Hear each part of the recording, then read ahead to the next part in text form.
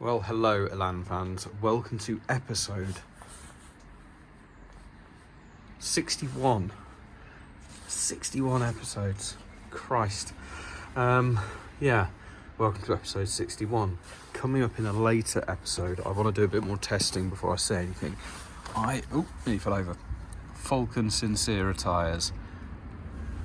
Honest to God, by the time I got it off the driveway, I knew the difference. These are brilliant. They've transformed the car, utterly transformed the car compared to the Rain Experts. They're just so much firmer.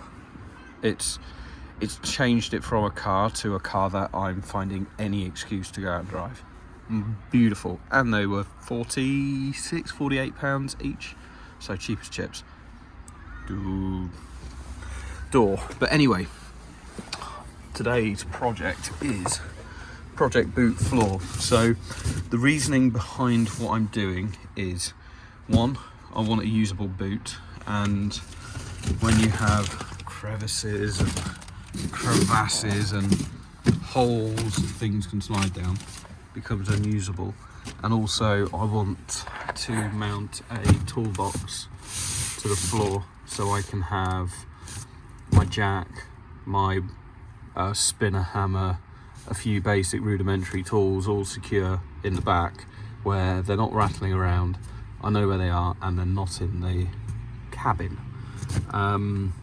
So the plan is, obviously I've been chopping away, got bits I've chopped too much off and got those without those and bits, but this is the first draft. So I'm going to halve it, so half goes in there, half goes in there, and Lotus have for the most part left me with a ridge and a ridge underneath the lights that it will rest on. So I'm hoping to go basically onto that and then some sort of fixing. It's not going to be pretty, but it will just be 4 or 5 mil plywood with some carpet on it, and then a toolbox fixed to it that can come out. So that's the plan. I think I'm probably going to do template 1, template 2, and then a final one.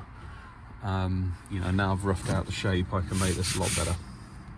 Anyway, thought you'd be interested.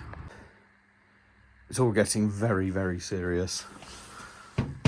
5.5 mil plywood, a DeWalt jigsaw stolen from the farm, and a precision template. So where did I get to yesterday? I fitted the old one and trimmed it a little bit, and I'll use this. I may use this as a template, I may just reuse this because I plan to cover it in carpet. And then the plan is just to make another half there with cutouts for the fuel hoses, for the... The thing is, I can get rid of this. I can just unscrew this and put a plug in there to make it flat, which I may do actually, so it'll just tidy things up. And then I'll more than likely leave this bit just bare.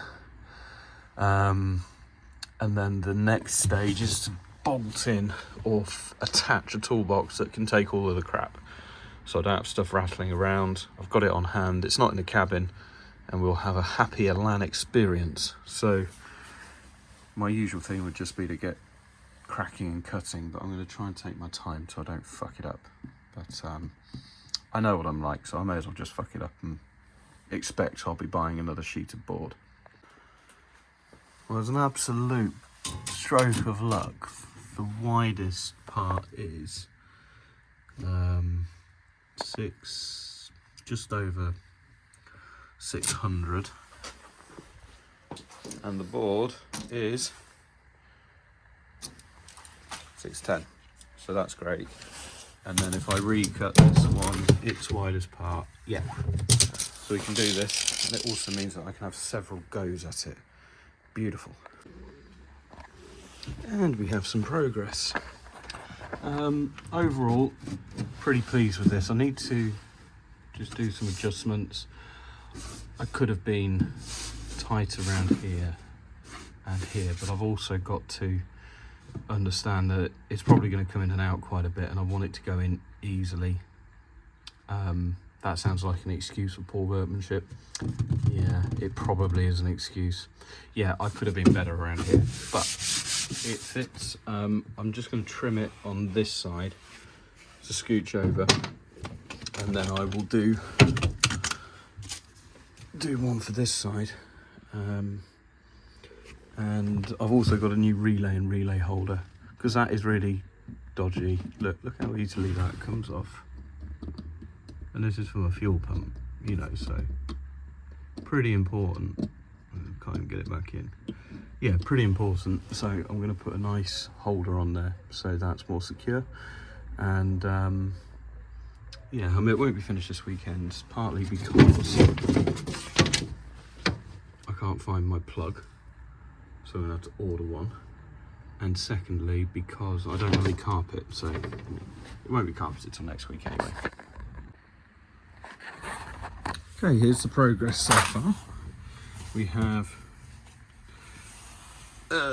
fuel pressure gauge there, but that won't be refitted. We'll put a bung in there, which is on its way from eBay. This is the old board, which it is going a bit rotten, so I may use the new one and just use this as a template, but the new one is untouched and worth something, so I don't know. Got the meeting of the two boards here. There's obviously a different height because of the tyre, which won't be there forever. This fits nicely. I've got some felt down. I haven't fixed it in place yet because I know if I'm going to be carpeting it, it will change. So I'm not doing anything permanent just yet, but I'll probably just knock the edges off here and here just to make it a bit easier. And then this side is where I'm going to mount the toolbox. I want to keep as much weight on this side of the car as possible. So you've got the fuel tank and me down here, which could be with a full tank of what, 45 litres and me at 90. It's a big old percentage of the car's weight on one side. So I've got the battery here, but I think I just want to have the toolbox kind of mounted here with my jack, hammer, basic tools and bits and bobs that I need. But yeah, I'm debating whether to, because I'm going to need to buy another £20 board of ply to get it to come up to this edge. I don't know if I can be bothered, because it does hold itself in place and it's never going to be the prettiest of things anyway. But this is pretty much as far as I can go, because I haven't got the blanking plug and I haven't got any carpet. So I need to get those before I can finalise the installation, and then we're on to the toolbox. I need to figure out what size I need so I can fit. I know I'm not going to be able to fit the jacking handle in, so I'm going to have to find somewhere for that to live. And I also need to, figure out what size toolbox I need, find one that fits, and then figure out how to mount it so it's secure, doesn't rattle, but also is easily removable in case I want to put something big in the boot. Anyway, this looks a lot better on camera than it does with my eyes, but yeah, getting towards a even more usable car. Oh, and I did the relay.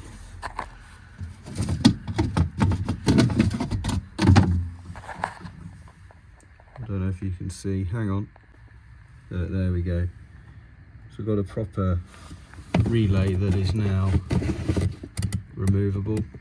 I won't pull it out, it's in a holder with the clip-in terminals, and that is bolted to the body, so that won't go anywhere.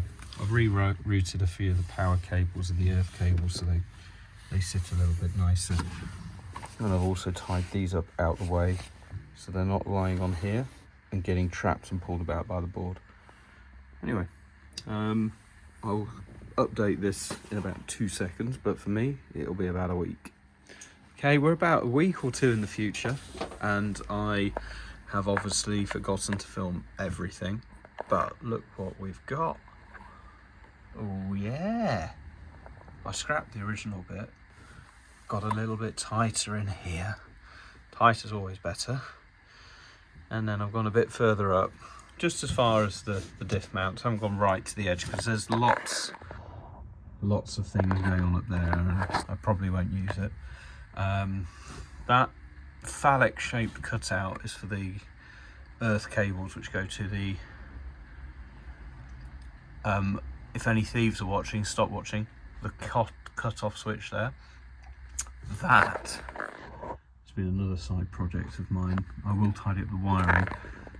My AFR gauge took the spot for the fuel, so I installed a fuel. Hang on, there we go, look at that. I installed my fuel gauge and a voltmeter. It was quite straightforward. I just intercepted the sender wire, got a voltage stabilizer, and then hooked into the fuel pump wiring, so it's only on with the car. All works beautifully. So this all fits nice. I am going to felt the underside, then I've got some black carpet that I'll cover it in. I'll probably need to give it a bit of a chop because it might be a wee bit tight with the carpet on, and then I'm going to see if I need to create some fixings down the end to stop it from bouncing around, because that will obviously drive me mad and make me burn it down. So yeah, we're not quite finished, but I mean, just as far as a elan boot goes, that's about 1,000,000 times more usable than it was. And then the next bit is he needs to find a home. With regards to the rest of the kit, I'm going to buy a canvas builder's tool bag and then put my hammer, jack, selection of spanners, sockets, electrical gubbins, bits and bobs in there, pack it down with old bits of cloth and microfibers so it doesn't rattle around, and then jam it up the end. So that's going to look after itself. This won't feasibly fit in a bag. It needs a home. I'm thinking once I've got it carpeted, some well spaced clips will just hold it in, maybe up there out the way, keep the boards together, tie it all in a bit, and then that'll be good. I do want to get round to chopping these down as well because they're just a bit long, but yeah, I'm pretty pleased. Not bad for an old boy. So ladies and gentlemen of YouTube, this is where we are so far. So we have a slight issue with this board running under that one, but that's because the tyre under here is too big. So I'm going to ignore that for now, and hope that'll be solved in the future. Got a little tool roll there, secure, which I'm really happy with. So now it is time to get them carpeted. So here's a before. Well, here we go, YouTube. It is just hoover away and a fixing at each top end just to keep it flat. But yeah, pretty pleased with that. That gap, because this one's a bit higher, but it's because there's a 165 tyre under there. Once a 155's on, that should hopefully flatten out, but far more usable. My little toolkit sits there, it's bungee tied in, perfect, spot on, not bad for a bodger.